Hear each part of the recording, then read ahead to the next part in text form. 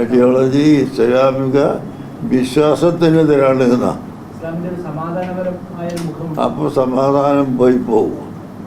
ഇവിടെ ഇസ്ലാമിക രാഷ്ട്രം കെട്ടിപ്പടുക്കുക എന്ന് പറഞ്ഞാൽ അത് ഒരിക്കലും പ്രായോഗികമല്ല.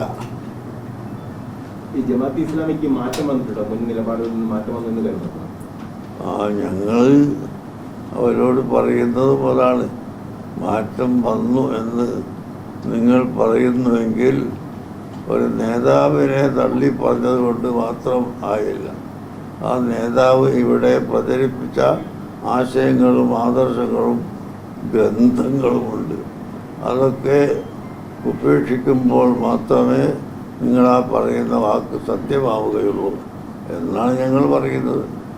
അല്ലാതെ ഞങ്ങൾ ഇന്ന് ആ നേതാവിനെ സ്വീകരിക്കുന്നില്ല എന്ന് പറഞ്ഞതുകൊണ്ട് ആ നേതാവ് അംഗീകരിച്ച വാദങ്ങൾ ഇവിടെ നിലനിർത്തി കാണുമ്പോൾ തികച്ചും ഇത് ശരിയല്ലെന്ന് നമുക്ക് മനസ്സിലാക്കാൻ കഴിയും.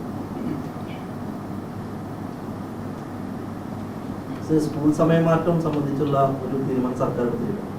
മദ്രസ വിദ്യാർത്ഥികളെ ബാധിക്കുന്ന ഒരു ആശങ്ക സംസ്ഥയിൽ തന്നെ പങ്കുവച്ചിട്ടുണ്ട്. അങ്ങനെ ഒരു ആശങ്ക പങ്കുവെക്കാൻ സ്കൂൾ സമയമാറ്റം സ്കൂൾ സമയമാറ്റത്തെ സംബന്ധിച്ച് ഞങ്ങൾ ചർച്ച നടത്തിയതിന് ശേഷം ഒരിക്കലും ഇസ്ലാമിക പഠനം ദോഷമാവുന്ന വിധത്തിൽ വരാൻ പാടില്ല എന്ന് ഗവൺമെൻറ്റിനോട് പറഞ്ഞിട്ടുണ്ട്. ഇനി അതിൻ്റെ വിശദമായ ചർച്ച വന്നാൽ അപ്പോഴും നിങ്ങൾ അതിൽ ബന്ധപ്പെടും.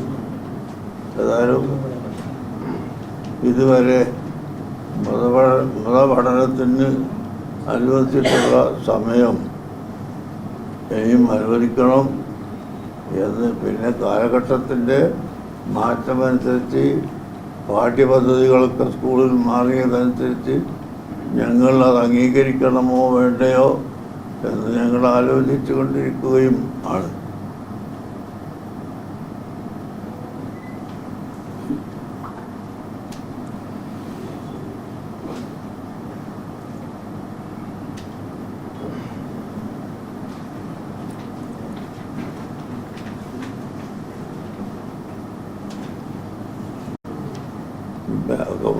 വായിച്ചല്ലോ, ഇതിലെഴുതിയിട്ടുണ്ട്. നാളെ രാവിലെ 7 മണിക്ക് 8000 യൂണിറ്റുകളിൽ പതാക ഉയർത്തും. 10,000-ലധികം മദ്രസകളിലും സമസ്തയ്ക്ക് കീഴിലുള്ള 500-ലധികം സ്കൂളുകളിൽ പ്രത്യേക അസംബ്ലി ചേരും. യുദ്ധവിരുദ്ധ പ്രതിജ്ഞ എടുക്കും. വൈകുന്നേരം കേരളത്തിലെ 700 സർക്കിൾ കേന്ദ്രങ്ങളിൽ യുദ്ധം പരിഹാരമല്ല എന്ന സന്ദേശവുമായി സമാധാന റാലികൾ നടക്കും. എഴുതിയിട്ടുണ്ടല്ലോ.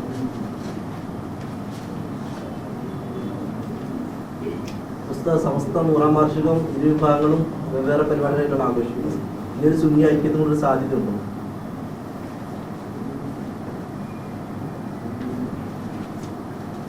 ഇതൊരു ഐക്യല്ലേ?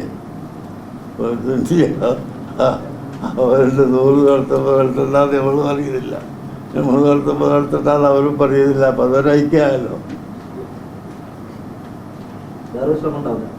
രണ്ടും കൂടി ഒന്നാക്കാൻ പറ്റുമെന്നാണ് നിങ്ങൾ ചോദിക്കുന്നത്. അത് നമ്മൾ നോക്കട്ടെ, ആലോചിച്ച് നോക്കാം. ഇതൊരു സുന്നി ഐക്യമാണിത്. എൻ്റെ വീട്ടിൽ ഞാൻ കൂടുക, നിങ്ങളെ വീട്ടിൽ നിങ്ങൾ കൂടുക, അതൊരു ഐക്യമാണല്ലോ. അപ്പം അതുപോലെ അവരുടെ സമസ്ത എന്ന് പറയുന്ന സംഘടനക്ക് അവർ നടത്തുന്നു, നമ്മളും നടത്തുന്നു.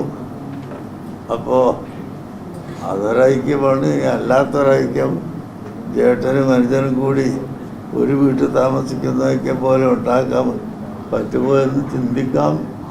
ചിന്തിക്കൂടാത്ത ദൂരം തകർന്നു പോയിട്ടില്ല.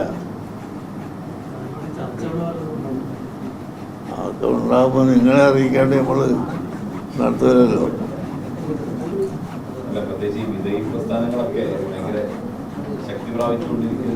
എവിടെ ശക്തി? വിധേയ പ്രസ്ഥാനത്തിനൊന്നും എവിടെ ശക്തി പ്രഖ്യാപിക്കുന്നില്ല.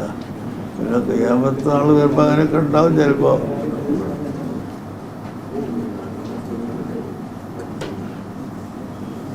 ലാ ഇലാഹ ഇല്ലല്ലാഹ് പറയുന്ന ആൾ തന്നെ ഇല്ലാതെ ഒരു കാലം വരാൻ സാധ്യത ഉണ്ട്. അത് ഇപ്പോൾ അങ്ങനെ ശക്തി എവിടെയും വിളിക്കുന്നു.